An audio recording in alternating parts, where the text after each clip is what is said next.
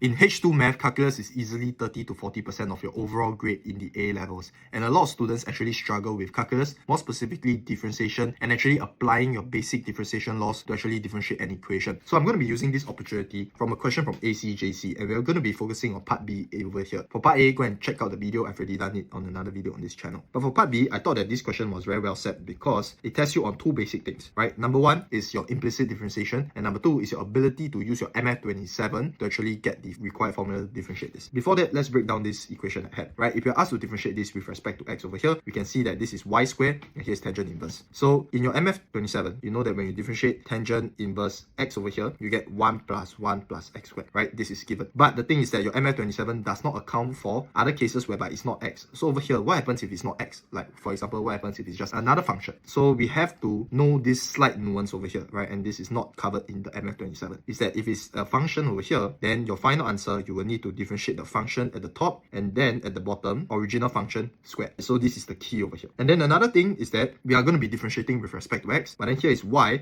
and then here is y, which means that later on we will need to have some sort of implicit differentiation. Okay, so let me just differentiate this for you to see. So this is u, this is v. I will have x times dy dx vu prime plus 1 times y over here. So when I differentiate on the right hand side, I will get, when I differentiate y squared, I will get 2y. Over here, I will have 1 plus y squared, and then over here, I will square it, right? And then here I'll have my dy dx. So combining everything, I will have x times dy dx plus y equals to 2y over 1 plus y to the power 4 dy dx. Now combining everything with dy dx on one side of the equation first, I'll have y equals to dy dx times 2y over 1 plus y to the power 4 minus dy dx times x over here, right? And then I can combine these two into one equation. So I have 2y over 1 plus y to the power 4 minus x. And then I can combine this into one fraction first, which will give me 2y minus x times 1 plus y to the power 4 over 1 plus y to the power 4 over here, right? And then last but not least, if I want to make dy dx a subject, all I need to do is to multiply this over and then divide this over to make dy dx a subject. And therefore the final answer over here will be dy dx equals to y times 1 plus y to the power 4 over 2y minus x bracket 1 plus y to the power 4 as the final answer to this whole question over here. So to all JC students, right, differentiation in the JC level is no longer a walk in the park. Not only are there more formulas, but there's so many more creative ways that they can test you. And don't worry, I got you covered because I cover all of these creative ways that they can test you inside the library that I've created for all students at my Math Tuition Center called the Library of A1 Math Academy. But for this year, I am allowing students who are not part of my physical classes to also purchase the library so they can aid you in your revision without having to travel for tuition classes. And if you want a demo link or details about my Math Tuition classes at my center, just WhatsApp this number over here and I'll provide you with the relevant details that you want and you need. And let's make 2026 a good year for you to actually score A for H2 Math. And I'll see you on WhatsApp over here.